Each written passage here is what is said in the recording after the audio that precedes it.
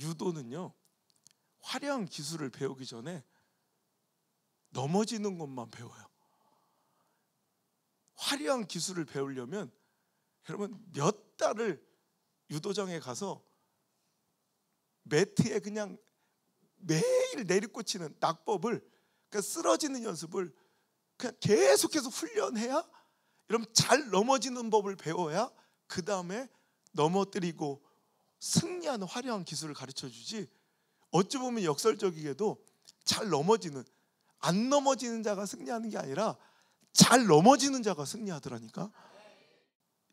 오늘도 여러분 그 넘어지는 그 훈련 가운데 잘 넘어지는 사람, 그러니까 인생 성공하고 여러분 인생 잘 되는 사람들을 보면, 신앙의 어떤 경지에 오르는 사람들을 보면 한 번도 넘어지지 않은 채로 그냥 전력 질주하고 그 한계를 돌파할 때는 이전에 내 에너지와 내 한계치보다 더 잘 나가서 더 빠르게 달려서 한계를 뛰어넘은 사람들이 아니에요. 오히려 다 넘어졌는데 넘어짐 속에서 누가 더 빨리 일어났느냐, 누가 더 빨리 회복했느냐, 그러니까 오히려 넘어짐의 흔적이 더 많은 사람들이 오히려 더 승자에 가까울 때가 있다는 거예요. 여러분 이런 성향의 격언이 있어요. Losers quit when they fail. Winners fail until they succeed. 그러니까 losers quit, 루저 실패자들은 맨날 quit 그만둔대. 언제? When they fail. 그들이 실패할 때 항상 그냥 그만둬버린 사람이 루저예요 실은. 근데 winners fail. 위너 승자들은 항상 fail 실패한대. 언제? Until they succeed. 언제까지? 성공할 때까지 실패한 사람. 그러니까 우리가 생각할 때, 일반적으로 생각할 때는 루저들은 실패 흔적이 많고 위너 승자들은 오히려 실패 흔적이 없을 것 같잖아요. 근데 반대예요. 어떤 분야에서 최고의 자리에 오르고 어떤 성과를 낸 사람들을 보면요, 오히려 그 덕지덕지 그 인생 가운데 그 실패 흔적들이 훈장처럼 흉터처럼 가장 많은 사람들이 오히려 위너예요. 오히려 승자더라고요. 왜냐하면 오히려 루저들은 되게 실패 흔적들이 별로 흉이 없어요. 왜? 한번 그만두면 거기서 딱 끝나니까 아싸라게 쿨하게 쌈박하게 딱딱딱. 그러니까 이제 그들은 실패 흔적이 원래 없어. 그런데 그 가운데서 끊임없이 그냥 성공할 때까지, 열매 맺을 때까지, 전도될 때까지, 정말 부흥할 때까지, 여러분 그 자리를 옮기지 않고 끝까지 until they succeed, 어떤 자리까지 오를 때까지 끊임없이 실패한 사람들이 위너가 되니, 진짜 어떤 분야에서 제가 유명해진 분들, 옛날에 신문지면이나 TV로만 볼 수 있었던 분들을 이제 집회 다니면서 자주 만나게 되면 그분들의 이야기를 보면 진짜 자기 삶의 그 가슴팍에 멍자구처럼 흉터처럼 그 실패 흔적들이 훈장처럼 얼마나 많이 덕지덕지 많이 있는지. 근데 오히려 루저들은 깔끔해 인생. 여러분 사울과 다윗의 인생도 그래요. 여러분 사울과 다윗의 인생의 결말은 완전히 다르죠. 똑같은 왕으로 시작했지만 그 인생이 완전히 다르잖아. 결말이 다르잖아. 그럼 그들이 범죄의 유무가 그들의 인생의 결말을 갈랐을까요? 아니에요. 똑같은 범죄자예요. 오히려 우리의 법감정으로만 보면, 우리 인간적 법정서로만 보면 사울보다 다윗이 더 큰 죄인처럼 느껴지지 않아요? 우리의 법정서로만 보면. 그죠? 아니 우리는 간음은 안 했잖아. 뭐예요? 분위기가 이게. 우린 살인은 안 했잖아. 무섭게 왜 그래요? 오늘 방송국도 왔는데 혹시 하신 거예요? 여러분 그런데 다윗은 더 큰 범죄. 그리고 또 사울을 보면 조금 약간 용납해도 될 것 같은 실수들이에요 신앙 안에. 그런데 여러분 우리의 법정서로 보면 오히려 더 가벼운 죄처럼 보이고 이건 더 무거운 죄처럼 보이지만 하나님 역사에는 큰 죄 작은 죄가 없어요. 하나님께는 죄는 죄예요. 왜냐하면 이걸 기억하셔야 돼. 우리 안에서는 죄를 나누고 똑같은 죄인들끼리 막 이렇게 큰 죄 작은 죄가 있지만 하나님께는 큰 죄 작은 죄가 없어. 왜냐하면 하나님이 용서할 수 없을 만큼 큰 죄도 없으시고, 그 정도면 됐다 그냥 덮어주실 만큼 작은 죄도 없어요. 하나님께는 죄는 죄예요. 그냥 죄는 두 가지밖에 없어요. 용서받은 죄와 용서받지 않은 죄만 있을 뿐이에요. 큰 죄 작은 죄가 아니라 그 경계가 뭐예요? 그 기준이 뭐예요? 회개예요. 회개. 그래서 우리는 다 죄인이에요.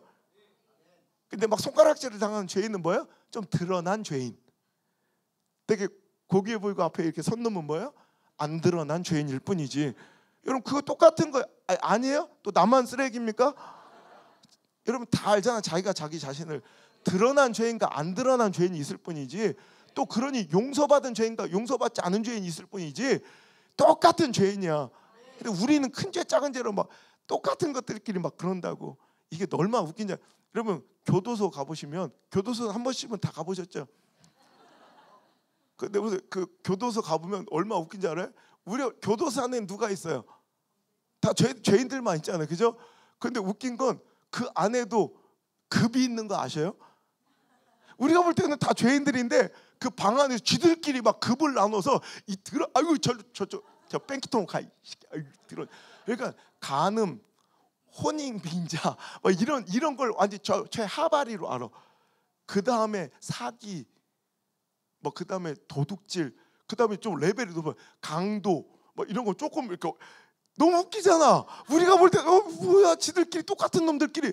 근데 거기서 똑같지 않아. 자기들끼리 너 내 옆에 오지 마 이 더러운 놈 이런다고.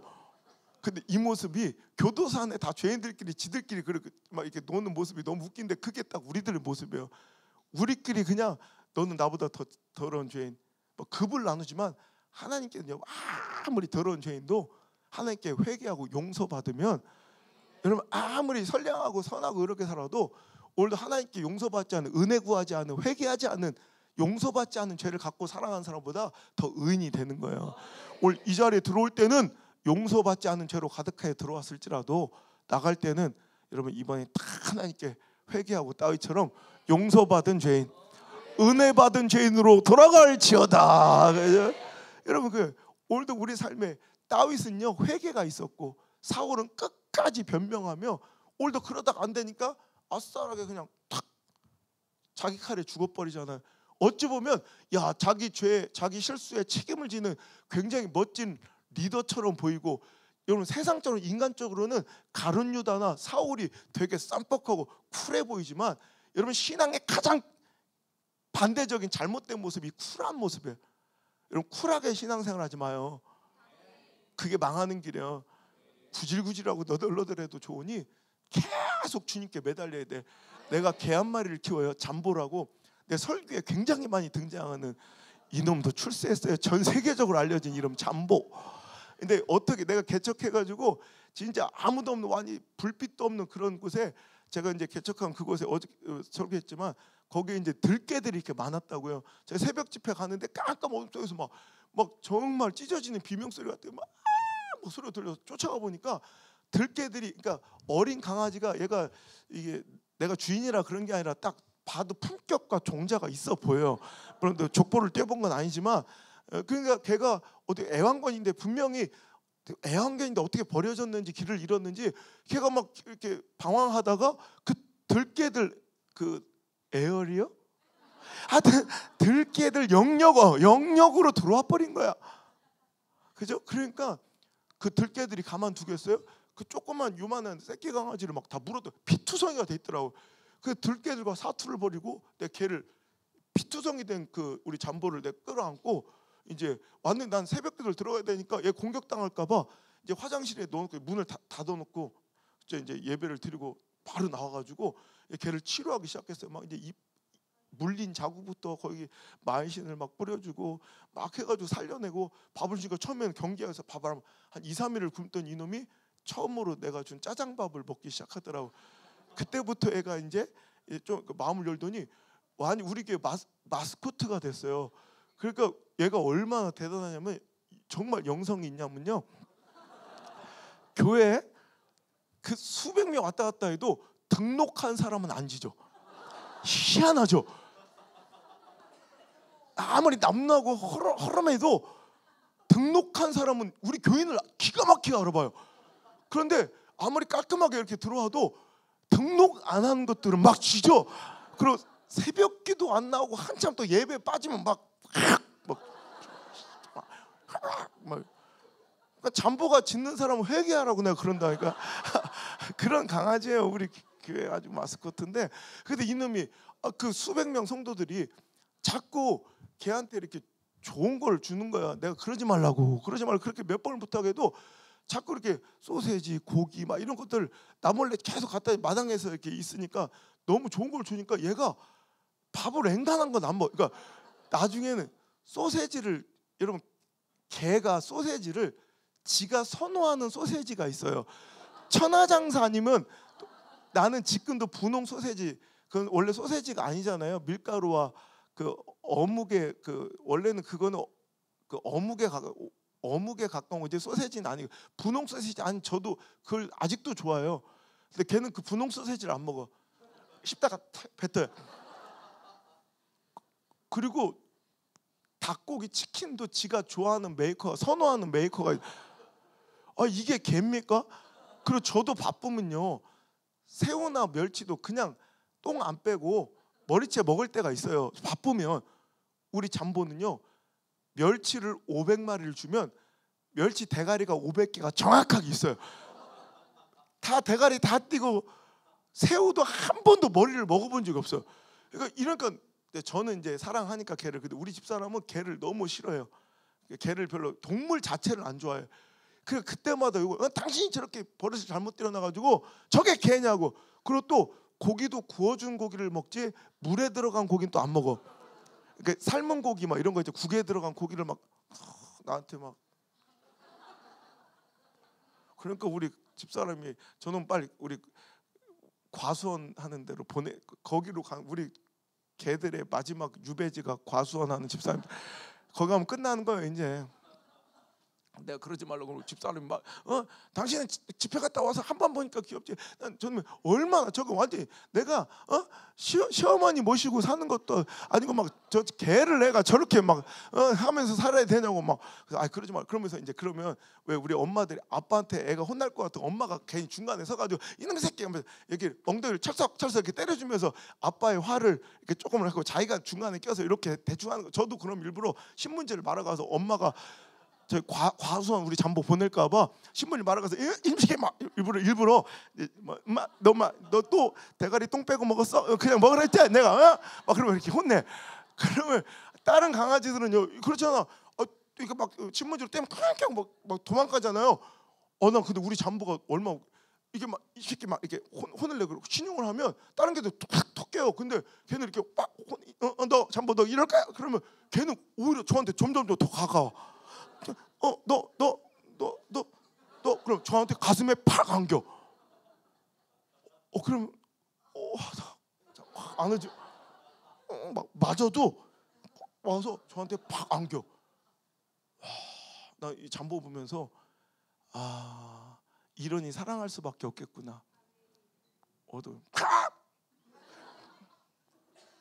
막 이러면서 손살까지 도망쳐 버리면 여러분 그러면 이제 주인과의 관계는 끝나겠지만 우리는 여러분 하나님께서도 때로는 내 본성이 악하고 내 더러운 죄성이 발각되고 드러날 때마다 사람들은 속지 도도하고 세련되게 오늘도 신실하고 경건해 보이는 척 신앙생활 열심히 하면 사람들은 속아요.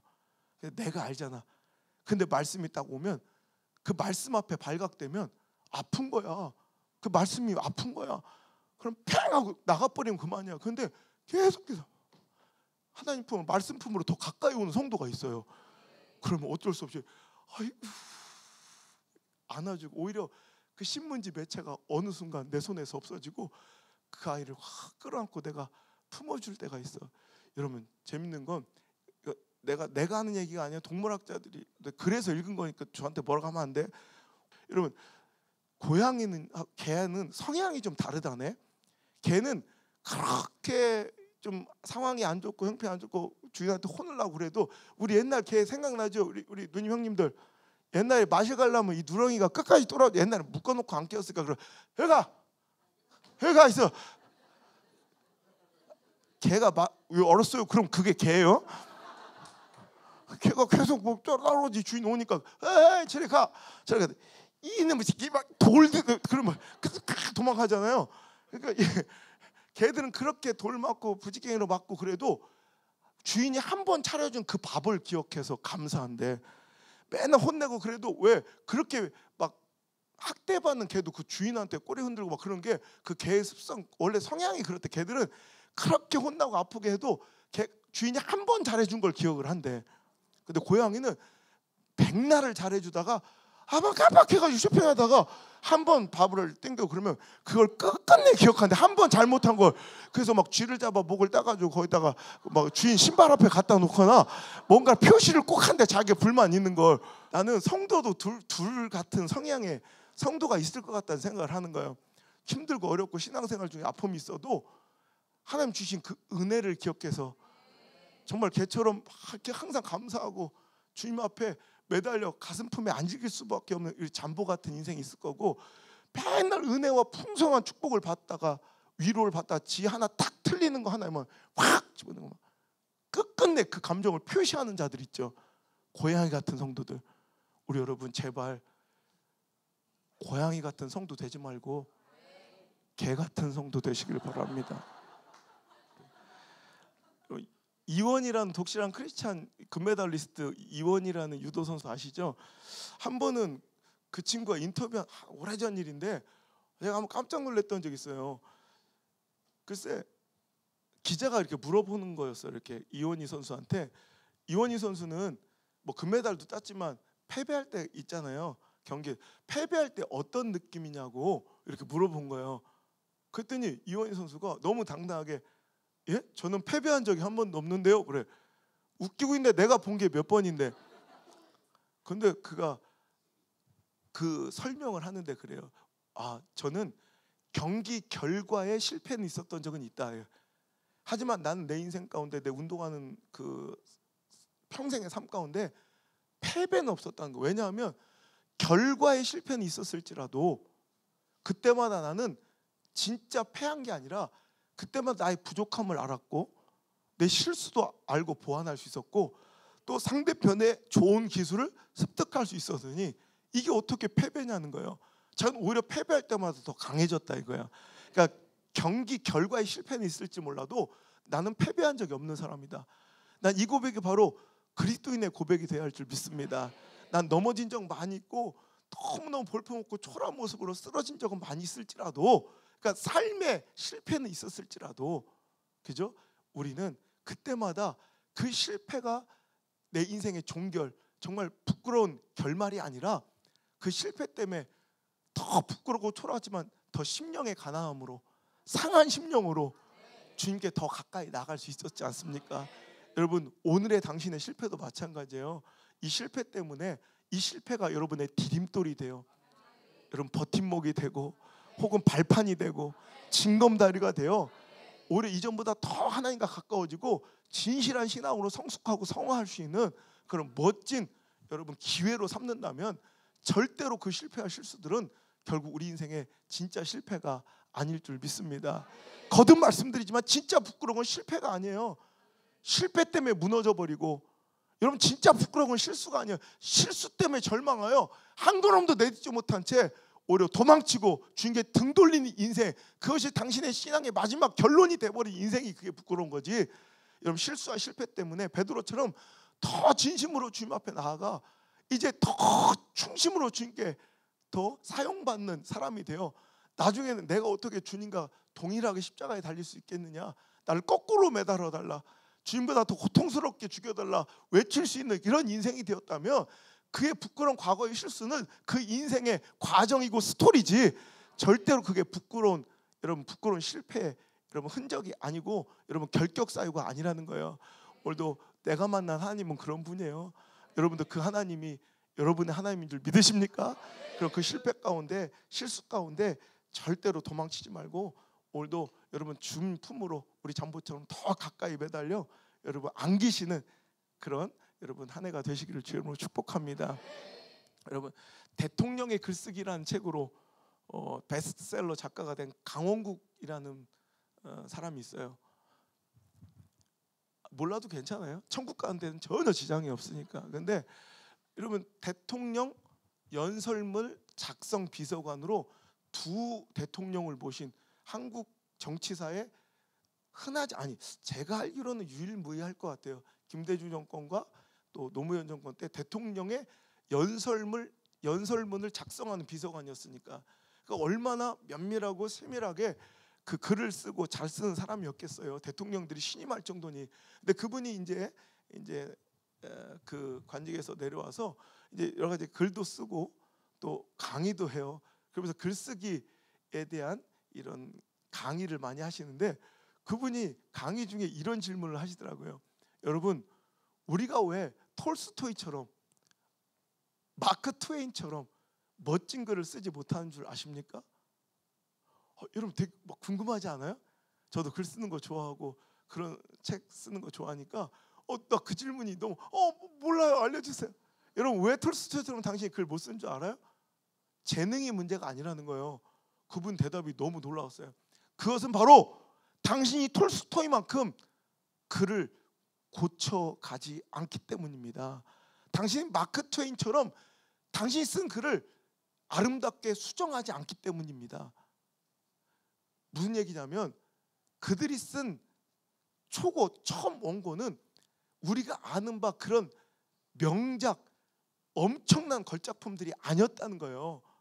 다 처음에 초고는 처음에 쓰는 글들은 너무너무 형편없고 초라한 글인데 그거를 얼마나 많이 수정하고 얼마나 많이 고민해서 더 많이 고칠수록 아름다운 글이 되는데 위대한 작가일수록 자기가 쓴 글을 고치는 그 반복의 과정을 가장 많이 거칠수록 멋진 작품이 되는 거지. 그래서 해밍웨이는 인터뷰 때 그런 얘기를 한 적이 있어요. 여러분 노인과 바다 이거 얼마나 멋진 작품을 써. 그런데 그는 내 초고들은 다 걸레였다. 쓰레기였다고 고백을 해요. 우리가 생각할 때 그런 분들은 막 그냥 필에 멋지게 그냥 글을 써내려갈 것 같지만 그분들이 고백하게 자기가 쓴 초고 첫 번째 쓴 글은 정말 걸레고 쓰레기에 가까웠다는 거예요.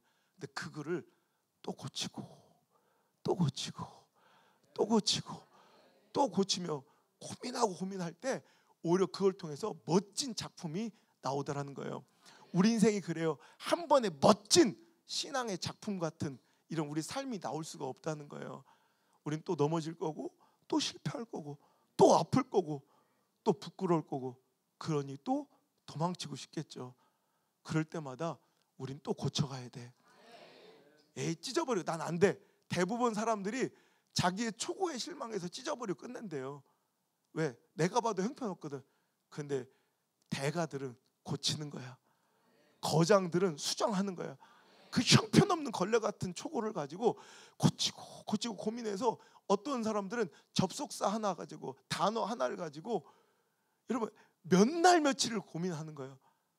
여러분 접시꽃 당신 같은 것도 오늘도 옥수수밭에 비가 내립니다 했으면 별로 안 이뻤을 것 같은데 뭔지 모르겠는데 날입니다 하니까 되게 막 뭔지 모르겠어. 묵정밭 막 이런 단어 하나가 막 너무 그냥 멋있지 않아요? 이 한 단어를 얼마나 고민했을까가 느껴지는 거예요. 여러분 우리 인생도 그래요. 지금은 좀 형편없고 초라하죠. 그럴 수밖에 없어요. 우리의 본질이 그러니까. 아무성과 같이 이렇게 쓰레기 같은 이런 인간이 또 고쳐지고 저도 얼마나 많이 도망치고 이 사역을 던져버리고 여러분 제가 대중 집회할 때 옛날에 제가 정치외교학을 공부하니까 또 학생 회장 이렇게 되면 이런 거 앞에 하잖아요. 그럴 때 수천 명 앞에 서도 하나도 떨리지도 않고 그런데 이 강대상은 그렇게 무서워요. 거기에 비하면 이거 몇 명이나 모였어. 그런데도 강대상에 서면 그 무게감이 난 세상에서 가장 무거운 짐이 제가 잘 안 입는데 가운 있죠. 성의. 그리고 우리 아버지한테 딱 하나 유산으로 물려받은 게 아버지가 20년 넘게 쓰신 그 스톨 있죠. 그거 하나만 전 딱 물려주십시오. 그래서 아버지 쓰던 얼룩 있는 그 스톨을 제가 써요. 아직도 그거를 이렇게 딱 매면 소의 멍에처럼 얼마나 그 무게가 그람으로 몇 그람이나 되겠어. 근데 그걸 보면 진짜 너무 무거운 것 같아. 이거 벗어던지고 도망치고 싶을 때가 얼마나 많은지 몰라요. 저는 벌써 목회 현장 중에 2번이나 목회를 사임하려고 했던 적이 있어요. 그만두고 싶다 이 정도가 아니라 진짜로 후임자를 고르려고 했던 적이 2번이나 있었어요. 지금도 아찔하고 가슴을 쓸어내리는 거예요. 그때마다 내 형편없고 꼴보기 싫은 내 모습에 도망쳤으면 지금 내 인생은 어떻게 될 뻔했나. 여러분 버티셔야 돼. 여러분 부끄러워도, 여러분 내려놓고 도망치고 싶어도 끝까지 버티시며 여러분의 사역과 여러분의 인생과 여러분의 신앙의 모습을 오늘 이번 집회를 통해서 아름답게 조금이라도 수정하세요. 조금이라도 고쳐가세요. 여기 또 올게요 제가. 그래서 우리 서로 아름다워져가는 그 모습을, 수정되어가는 그 과정을, 우리 조금 더 그리스도인 되어가는 과정을 우리 서로 보면서 그냥 그 자체가 은혜고 눈물 나는 그런 만남과 관계로 이어질 수 있기를 주의 이름으로 축복합니다. 여러분 실패를 딛고 전진하라, Failing Forward, 이 책에 보면 이런 내용의 글이 나와요. 또 두 경영학자가 이런 실험을 해봤다고 합니다. 한 방에요, 원숭이 4마리를 가둬놓고 중앙에 큰 기둥 하나를, 나무 기둥을 하나를 세워놓고 그 기둥 위에 원숭이가 좋아하는 바나나를 매달아 놓은 거예요. 그리고 굶어 배고픈 4마리 원숭이를 그 방 안에 넣어놨더니 당연히 배고픈 원숭이들은 그 바나나를 탐하겠죠. 그래서 한 원숭이가 이제 그 나무를 타고 올라가는 거예요. 왜? 그 바나나를 먹으려고. 그 나무를 타고 올라가서 그 바나나에 손을 딱 대려는 순간 준비해 놓은 큰 물통, 찬물이 그에게 팍 쏟아지는 거예요. 그러니까 자기는 생각도 못했다가 딱 바나나를 잡을 때 팍 쏟아진 그 찬물 때문에 깜짝 놀라서 나무에서 떨어진 거예요. 그런데 다시는 그 공포감에, 그 실패의 고통 때문에 다시는 이 나무 위에 오르지 못하더라는 거예요. 두 번째 원숭이가 배가 고픈데 바나나가 있으니 그도 또 어김없이 올라가는 거예요. 바나나를 잡으려는 순간 찬물이 팍 쏟아지니까 또 떨어진 거예요. 다시는 그 바나나를 쳐다도 안 보더래. 그 3마리, 4마리가 똑같은 이제 실패의 고통과 아픔이 있는 거예요. 자, 그리고 나서 이제 그 4마리의 실패와 고통이 있는 원숭이 중에 한 마리를 빼서 완전히 새로운 원숭이 한 마리를 둔 거예요. 근데 보니까 아직 저 맛있는 탐스러운 바나나가 눈앞에 있는데도 아무도, 어떤 원숭이도 그 바나나를 건들지 않는 모습이 이 새로운 원숭이한테는 너무 이상한 거예요. 그러니까 당연히 그 원숭이는 바나나를 먹으러 올라가겠죠. 그랬더니 난리가 나. 나머지 3마리 원숭이가 막 그 꼬리를 잡고 막 기어 올라가는 원숭이의 발목을 막 끌어서 짱난다고 막, 너 큰일 난다. 원숭이는 올라가고 싶었지만 그 3마리 원숭이가 하도 난리를 친 통에 떨어지는 거예요. 그러고 나서 이제 못 올라가는 거예요. 근데 또 다른 원숭이 한 마리를 또 교체를 했더니 또 그 교체된 원숭이가 또 올라가려고 또 나머지 3마리에 붙어서 큰일 난다고 너.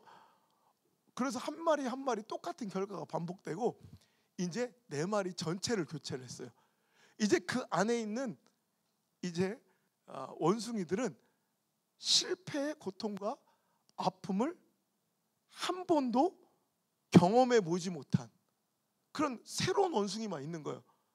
그런데도, 그러니까 여기에 왜 올라가면 안 됐는지도 모르는 거예요. 그런데 4마리는 서로 멀뚱멀뚱 쳐다만 보며 아무리 배가 고파도 그 나무에 올라가 바나나 먹을 생각을 못 하더란 거예요. 왜 그런지도 몰라. 그냥 하면 안 되는 거예요. 이 어느 순간 이게 우리 한국 교회와 우리 성도들의 모습이 되어 있지는 않는가. 한 번의 경험한 실패 때문에 두려워 이제는 어떤 도전도, 어떠한 모험도, 어떠한 신앙적 순종도 하지 못한 채 그냥 서로가 눈치만 보며 오늘도 가만히, 오늘도 현실에 안주하고 그냥 그 자리에 주저앉아 있는, 도전하지 못하는 우리 성도들이 있었다면 이제 여러분 새로이 마음을 먹고 일어나서 이제 그 영적인 도전을 이어갈 수 있길 바랍니다. 오늘도 다시 한번 일어나, 오늘도 그 실패 가운데서 실패를 딛고 일어나 다시 한번 전진하고, 여러분 기어서라도 좋으니 아무리 실패하고 넘어지고 자빠지고 내 자신이 꼴도 보기 싫고 너무너무 초라해 보여도 여러분 하나님의 뜻은 분명해요. 다시 한번 나와 함께 가자. 다시 한번 나와 함께 오늘도 하나님의 그 놀라운 구속의 역사를 써내려가자는 하나님의 초대장을 꼭 들으시고요. 오늘도 내가 임의대로 가룟 유다처럼 사울처럼 오늘도 내가 결정해버리고 내가 포기해버리고 내가 중단하고 내가 주저앉고 내가 자격 없다고 등 돌리지 말고, 우리 하나님의 부르심, 이 말씀이 당신을 향한 초대장이에요. 꼭 일어나서 하나님 원하시는 그 자리로 다시 한번 도전하여 여러분 걸어갈 수 있는 그런 멋진 신앙의 형주가 이어질 수 있는 또 한 번의 회복의 전환점이 되기를 주님의 이름으로 축복합니다. 폴 크로델이라는 사람이 이런 얘기했어요. 우리 삶 가운데 가장 무섭고 잔인한 죄, 두려운 죄는 뭔지 아냐? 여러분, 가장 무서운 죄는, 가장 흉악한 죄는 뭐예요? 뭐 만살, 살인, 유괴, 강간, 뭐 이런 걸 생각할 거예요. 근데 폴 크로델이 얘기하기를 우리 인류 가운데 가장 두렵고 무서운 죄는 바로 죄의 의식을 잃어버린 죄다.